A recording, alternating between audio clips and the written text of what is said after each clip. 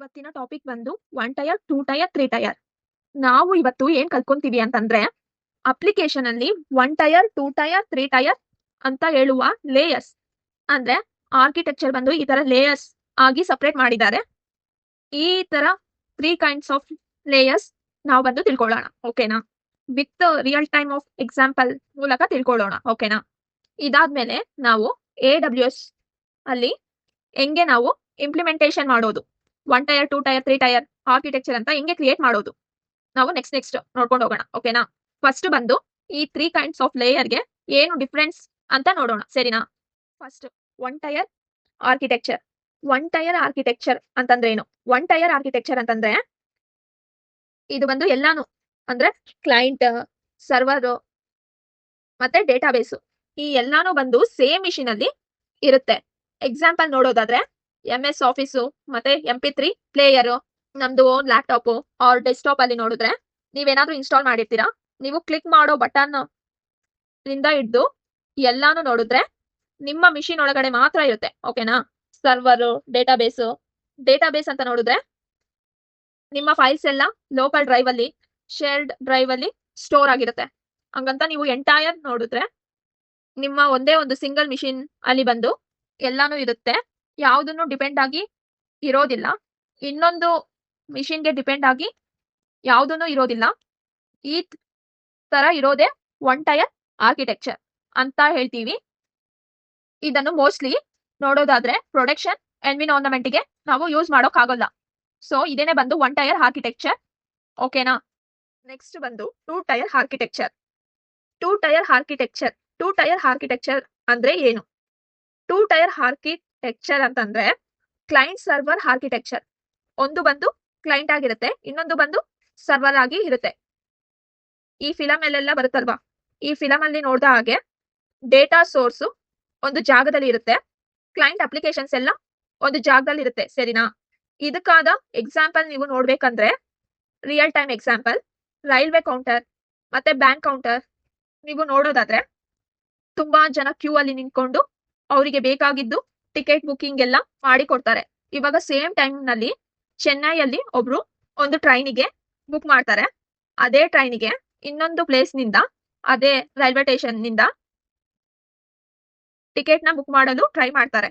ಅಲ್ಲಿ ಕುತ್ಕೊಂಡಿರೋರ್ನ ನೋಡೋದಾದ್ರೆ ಡೈರೆಕ್ಟ್ ಆಗಿ ಅವರದ್ದು ಡೇಟಾ ಬಂದು ಇಬ್ರು ಸೈಮಲ್ಟೇನಿಯಸ್ಲಿ ಟ್ರೈ ಮಾಡ್ತಾ ಇರ್ತಾರೆ. ಆ ಒಂದು ಕ್ಲೈಂಟ್ ಅಪ್ಲಿಕೇಶನ್ ಬಂದು ಆ ಒಂದು ಕೌಂಟರ್ ಅಲ್ಲಿ, ಟಿಕೆಟ್ ಕೌಂಟರ್ ಅಲ್ಲಿ ಇರುತ್ತೆ. ಅವರು ಡೈರೆಕ್ಟ್ ಆಗಿ ಡೇಟಾನ ಫ್ಲೆಚ್ ಮಾಡಿ ತಗೊಳೋ ತರ ಇರುತ್ತೆ. ಈ ತರ ಇರುವ ಆರ್ಕಿಟೆಕ್ಚರ್ ನ 2 ಟೈರ್ ಆರ್ಕಿಟೆಕ್ಚರ್ ಅಂತ ಹೇಳ್ತಾರೆ. ಇದಕ್ಕಾದ ಅಡ್ವಾಂಟೇಜಸ್ ನೋಡೋದಾದ್ರೆ ಫಸ್ಟ್ನೇದು easy to maintain, second one communication is faster. ಈಗ ಈಸಿ ಟು ಮೇಂಟೈನ್ ಅಂತಂದ್ರೆ ಏನು? ಈಸಿ ಟು ಮೇಂಟೈನ್ ಅಂತಂದ್ರೆ ಇದು ಮೇಂಟೈನ್ ಮಾಡೋದು ತುಂಬಾ ಈಸಿ ಅಂತ. Next one communication is faster. ಈ ಕಮ್ಯುನಿಕೇಶನ್ ಇಸ್ ಫಾಸ್ಟರ್ ಅಂತಂದ್ರೆ ಏನು? ಕಮ್ಯುನಿಕೇಶನ್ ಇಸ್ ಫಾಸ್ಟರ್ ಅಂತಂದ್ರೆ ಈ ಕಮ್ಯುನಿಕೇಶನ್ ತುಂಬಾ ಫಾಸ್ಟ್ ಆಗಿ ಇರಬೇಕು ಅಂತ. ಯಾಕಂದ್ರೆ ಡೈರೆಕ್ಟ್ ಆಗಿ ನಾವು ಕಮ್ಯುನಿಕೇಶನ್ ಮಾಡೋದ್ರಿಂದ ತುಂಬಾ ಫಾಸ್ಟ್ ಆಗಿ ಇರಬೇಕು. ಸೊ ಇದೇನೆ ಅಡ್ವಾಂಟೇಜಸ್.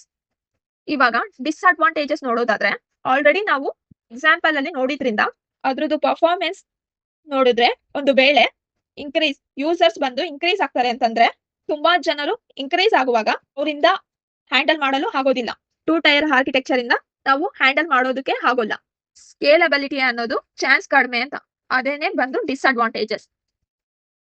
ನೆಕ್ಸ್ಟ್ ಬಂದು 3 ಟೈರ್ ಆರ್ಕಿಟೆಕ್ಚರ್. 3 ಟೈರ್ ಆರ್ಕಿಟೆಕ್ಚರ್ ಅಂತ ನೋಡಿದ್ರೇನೆ based on web based application. ಸರಿನಾ? ಇದು ನೋಡಿದ್ರೇನೆ ಗೊತ್ತಾಗುತ್ತೆ.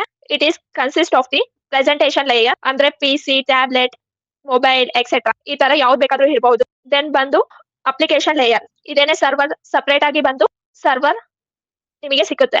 ಸರಿನಾ? ಇದು ಬಂದು ಜಾವಾ, PHP ಈ ತರ ಅಪ್ಲಿಕೇಶನ್ಸ್ ಲೇಯರ್ ಸಪರೇಟ್ ಆಗಿ ಬಂದು ಮೇಂಟೈನ್ ಮಾಡ್ತಾರೆ. ದೆನ್ ಬಂದು ನೋಡಿದ್ರೆ ಡೇಟಾಬೇಸ್ ಲೇಯರ್. ಇದೆಲ್ಲದಕ್ಕೂ ಡೇಟಾ ನೋಡೋದಾದ್ರೆ ಎಲ್ಲಾದ್ರೂ ಒಂದು ಕಡೆ ಡೇಟಾ ಸ್ಟೋರ್ ಆಗುತ್ತೆ ಅಲ್ವಾ? ಇನ್ಸೆಟ್ ಕ್ವೆರಿ ಎಲ್ಲಾನು ಡೇಟಾ ಒಂದ್ ಜಾಗದಲ್ಲಿ ಕಾಮನ್ ಆಗಿ ಒಂದು ಡೇಟಾಬೇಸ್ ಸರ್ವರ್ ಅಲ್ಲಿ ಸ್ಟೋರ್ ಆಗಿರುತ್ತೆ. ಫಿಲಮ್ ಅಲ್ಲಿ ನೋಡಿದ ಹಾಗೆ 3 ಕೈಂಡ್ ಆಫ್ ಲೇಯರ್ಸ್ ನಿಮಗಿರುತ್ತೆ. ಓಕೆನಾ? Presentation layer, application layer, database layer ಅನ್ನೋ ತರ. ಇದಕ್ಕೆ ಎಕ್ಸಾಂಪಲ್ ನೀವು ನೋಡೋದಾದ್ರೆ ರೈಲ್ವೆ ಅಲ್ಲಿ IRTC ಟಿಕೆಟ್ ಬುಕಿಂಗ್ ಆಪ್ ನ ನೀವು ತಗೊಳ್ಬಹುದು, ಇಲ್ಲ ಅಂತಂದ್ರೆ ATM ನ ತಗೊಳ್ಬಹುದು. ಇದೆಲ್ಲ ನೀವು ನೋಡಿದ್ರೆ ನೀವು ಹೋಗಿ ಒಂದು ATM ಅಲ್ಲಿ ಇಲ್ಲಾಂದ್ರೆ ಮೊಬೈಲ್ ಆಪ್ ಅಲ್ಲಿ ನಿಮ್ಮ ಒಂದು ಫ್ರಂಟ್ ಎಂಡ್ ಅಲ್ಲಿ ವ್ಯೂ ಎಲ್ಲಾನು ನೋಡಿದ್ರೆ ಒಂದು ಕ್ಲೈಂಟ್ ಅಪ್ಲಿಕೇಶನ್. ನೆಕ್ಸ್ಟ್ ಬಂದು ಅಪ್ಲಿಕೇಶನ್ ಸರ್ವರ್. ಇದನ್ನ ಸಪರೇಟ್ ಆಗಿ ಮ್ಯಾನೇಜ್ ಮಾಡ್ತಾರೆ. ಅದರಲ್ಲಿ ಕ್ಯೂ ನಿಮಗೆ ಎಲ್ಲಾನು ನೋಡೋದು ಸೈಮಲ್ಟೇನಿಯಸ್ಲಿ ಅದಕ್ಕೆ ಅಂತ ಸಮ್ ಕ್ಯೂ ನಿಲ್ಲುತ್ತೆ. ಕ್ಯೂ ಪ್ರಾಸೆಸ್ ಎಲ್ಲ ಶೆಡ್ಯೂಲ್ ಮಾಡಿರ್ತಾರೆ. ಆ ತರ ನಿಮಗೆ ಅದರಲ್ಲಿ ಡಿಫೈನ್ ಮಾಡಿರ್ತಾರೆ. ಈ ಒಂದು 3 ಕೈಂಡ್ ಆಫ್ ಲೇಯರ್. ಈ ತರ 3 ಕೈಂಡ್ ಆಫ್ ಲೇಯರ್. ಇದರಲ್ಲಿ ನೀವು ನೋಡೋದಾದ್ರೆ ಡೈರೆಕ್ಟ್ ಆಗಿ ಕ್ಲೈಂಟ್ ಬಂದ್ಬಿಟ್ಟು ಆಕ್ಸೆಸ್ ಮಾಡ್ಕೊಳಕ್ಕೆ ಆಗೋದಿಲ್ಲ. ಡೇಟಾ ಬಂದು ಆಕ್ಸೆಸ್ ಮಾಡ್ಕೊಳಕ್ಕೆ ಆಗೋದಿಲ್ಲ. ಅದು ಸೆಕ್ಯೂರಿಟಿ ಆಸ್ಪೆಕ್ಟ್ ಅಲ್ಲೂ ನಮಗೆ ಬಂದು ಯೂಸ್ ಆಗುತ್ತೆ. ಕೆಳಗೆ ನೋಡೋದಾದ್ರೆ ನಿಮಗೆ ಗೊತ್ತಾಗುತ್ತೆ ಅಡ್ವಾಂಟೇಜ್ ಅಲ್ಲಿ. ದೆನ್ ನೀವು ನೋಡೋದಾದ್ರೆ ಸ್ಕೇಲಬಿಲಿಟಿ. ಎಲ್ಲಿ ಬೇಕಾದ್ರೂ ನಾವು ಸ್ಕೇಲ್ ಮಾಡ್ಕೋಬಹುದು. ನಿಮ್ಮ ಒಂದು ಸರ್ವರ್ ಬಂದು ನೀವು ಎಲ್ಲಿ ಬೇಕಾದ್ರೂ ಸ್ಕೇಲ್ ಮಾಡ್ಕೋಬಹುದು. ಹಾರಿಜಾಂಟಲಿ ಆಗಿ ನೀವು ಸ್ಕೇಲ್ ಮಾಡ್ಕೋಬಹುದು. ಇದೇನೇ ಒಂದು ಅಡ್ವಾಂಟೇಜ್. ಡಿಸ್ಅಡ್ವಾಂಟೇಜಸ್ ನೋಡೋದಾದ್ರೆ ನಿಮ್ಮ ಒಂದು ಕಾಂಪ್ಲೆಕ್ಸಿಟಿ. ಇದು ಬಂದು ನಿಮ್ಮ ಒಂದು ಕಾಂಪ್ಲೆಕ್ಸಿಟಿ ಇನ್ಕ್ರೀಸ್ ಆಗುತ್ತೆ. ಎಫೆಕ್ಟ್ ಬಂದು ನೀವು ತುಂಬಾ ಬೇಕಾಗಿರುತ್ತೆ. 3 ಟೈರ್ ಆರ್ಕಿಟೆಕ್ಚರ್ ಅಲ್ಲಿ ಮೋಸ್ಟ್ಲಿ ಎಲ್ಲರೂ ಪ್ರಿಫರ್ಡ್ ಆಗಿರೋದು 3 ಟೈರ್ ಆರ್ಕಿಟೆಕ್ಚರ್ ನ ಯೂಸ್ ಮಾಡ್ತಾರೆ. ಇನ್ನು ನೀವು ಡೀಟೇಲ್ ಆಗಿ 3 ಟೈರ್ ಆರ್ಕಿಟೆಕ್ಚರ್ ನೋಡೋದಾದ್ರೆ ಇವಾಗ ನೀವು ನಾರ್ಮಲ್ ಆಗಿ ವೆಬ್ಸೈಟ್ ಒಳಗೆ ಹೋಗಿ ಬ್ರೌಸರ್ ಅಲ್ಲಿ ಹೋಗಿ ಗೂಗಲ್ ಅಂತ ಟೈಪ್ ಮಾಡ್ತೀರಾ ಅಂತಂದ್ರೆ ಆ ಒಂದು ರಿಕ್ವೆಸ್ಟ್ ಫಸ್ಟ್ ನೀವು ನೋಡೋದಾದ್ರೆ ಆ ಒಂದು ಫಸ್ಟ್ ಟೈರ್ ಇದೆ ಅಲ್ವಾ IP ಅಡ್ರೆಸ್ ಅದು ವೆಬ್ ಸರ್ವರ್ ಗೆ ಹೋಗುತ್ತೆ. ಅಪಾಚಿ ಇಂಜಿನ್ ಎಕ್ಸ್ ಈ ತರ ಆದ ವೆಬ್ ಸರ್ವರ್ ಗೆ ಹೋಗುತ್ತೆ. ಸೊ ಇಲ್ಲಿರೋ ರೆಸ್ಪಾನ್ಸ್ ಎಲ್ಲಿ ಎತ್ಕೊಂಡು ಹೋಗುತ್ತೆ ಅಂದ್ರೆ ಟೈರ್ 2 ಗೆ ಎತ್ಕೊಂಡು ಹೋಗುತ್ತೆ. ಅದೇ ಅಪ್ಲಿಕೇಶನ್ ಸರ್ವರ್ ಅಲ್ಲಿಗೆ ಹೋಗುತ್ತೆ.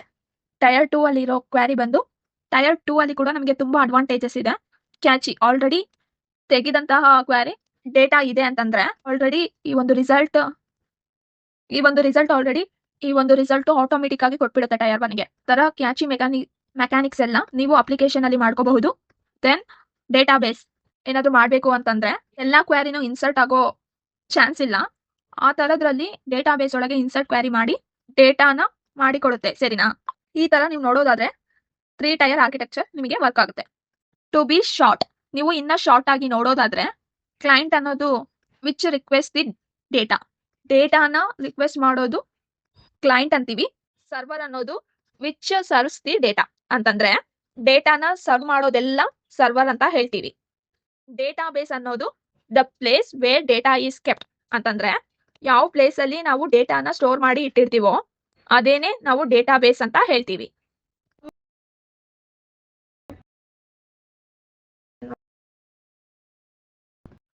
ಒನ್ ಟೈರ್ ಅನ್ನೋದು the client server and database resides on the same machine. ಇದಂದ್ರೆ ಏನು ಅಂತಂದ್ರೆ ಎಲ್ಲಾನು client server database same machine ಅಲ್ಲಿ ಇರುತ್ತೆ. ಆಲ್ರೆಡಿ ನಾವು ಎಕ್ಸಾಂಪಲ್ ನೋಡ್ದ ಹಾಗೆ MS ಆಫೀಸ್ ಇದೆಲ್ಲ ಬಂದು ನಮ್ಮ ಓನ್ ಮಿಷಿನ್ ಯೂಸ್ ಮಾಡೋದೆಲ್ಲ ಸಿಂಗಲ್ ಟೈರ್ ಅಲ್ಲಿ. 2 ಟೈರ್ ಆರ್ಕಿಟೆಕ್ಚರ್ ನೋಡಿದ್ರೆ the client on 1 machine and the server and data base on 1 machine. For example 2 machine. ಅಂದ್ರೆ ಏನು ಅಂತಂದ್ರೆ ಕ್ಲೈಂಟ್ ಸರ್ವರ್ ಮಾಡೆಲ್ ಕ್ಲೈಂಟ್ ಒಂದು ಮಿಷಿನ್ ಅಲ್ಲಿ ಇರುತ್ತೆ. ಸರ್ವರ್ ಇನ್ನೊಂದು ಮಿಷಿನ್ ಅಲ್ಲಿ ಇರುತ್ತೆ. 2 ಕೈಂಡ್ ಆಫ್ ಮಿಷಿನ್ಸ್ ಇರುತ್ತೆ. ಇದಕ್ಕೆ ಎಕ್ಸಾಂಪಲ್ ಬಂದು ಕೌಂಟರ್ ಅಲ್ಲಿ ಹೋಗಿ ನಾವು ಟಿಕೆಟ್ ಬುಕ್ ಮಾಡೋದು ನೋಡಿದ್ವಿ. 3 ಟೈರ್ ಆರ್ಕಿಟೆಕ್ಚರ್ ಎಲ್ಲಾನು 3 ಕೈಂಡ್ ಆಫ್ ATM ತರ ಇರುತ್ತೆ. ಅದ್ರಲ್ಲಿ ನೀವು ನೋಡೋದಾದ್ರೆ ಆಗಾಗ ನಿಮಗೆ ATM ಅಲ್ಲಿ ಒಂದೊಂದು ಮಿಷಿನ್ಗೆ ಹೋಗಿ ಒಂದು ನ್ಯೂ ನೋಟಿಫಿಕೇಶನ್ ಬರುತ್ತೆ.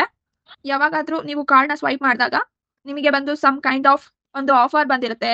ಈ ತರ ಎಲ್ಲ ನಿಮಗೆ ಮೆಸೇಜ್ ಬರುತ್ತೆ. ಒಂದೊಂದು ಮಿಷಿನ್ ಅಲ್ಲಿ ಹೋಗಿ ಯಾರು ಚೇಂಜ್ ಮಾಡ್ತಾ ಇರೋದಿಲ್ಲ. ಅವಾಗ ಎಲ್ಲಾನು ಅಪ್ಲಿಕೇಶನ್ ಸರ್ವರ್ ಅಲ್ಲಿ ಚೇಂಜ್ ಮಾಡ್ಬಿಡ್ತಾರೆ. ಅಪ್ಲಿಕೇಶನ್ ಸರ್ವರ್ ನ ಚೇಂಜ್ ಮಾಡ್ಬಿಟ್ರೆ ಏನಾಗುತ್ತೆ ಅಂತಂದ್ರೆ ಎಲ್ಲಾ ATM ಮಿಷಿನ್ ಎಲ್ಲಿ ಬೇಕಾದ್ರೂ ನೀವು ಏನ್ ಮಾಡಬಹುದು ಅಂತಂದ್ರೆ ನಿಮಗಾದಂತ ಆಫರ್ ನಿಮಗಾದಂತ ಕಾಮೆಂಟ್ ಅಲ್ಲಿ ಅನೌನ್ಸ್ ಮಾಡ್ತಿರೋ ನೀವು ಬಂದು ನೋಡ್ಕೋಬಹುದು. ಸರಿನಾ? ಅಂದ್ರೆ 3 ಟೈರ್ ಆರ್ಕಿಟೆಕ್ಚರ್ ಅಡ್ವಾಂಟೇಜಸ್ ನೋಡೋದಾದ್ರೆ ಈ ತರ ಅಡ್ವಾಂಟೇಜಸ್. ಇದ್ರದೇ ಎಕ್ಸಾಂಪಲ್ ಬಂದು ATM, IRCTC ಮೊಬೈಲ್ ಅಲ್ಲಿ ಟಿಕೆಟ್ ಬುಕಿಂಗ್ ನೋಡಿದ್ವಿ. ಸರಿನಾ? ಓಕೆ, ನಿಮಗೆ ಓವರ್ ಆಲ್ ಬಂದು 1 tyre 2 tyre 3 tier architecture full over view ಸಿಕ್ತು ಅಂತ ಅನ್ಕೊಂತೀನಿ.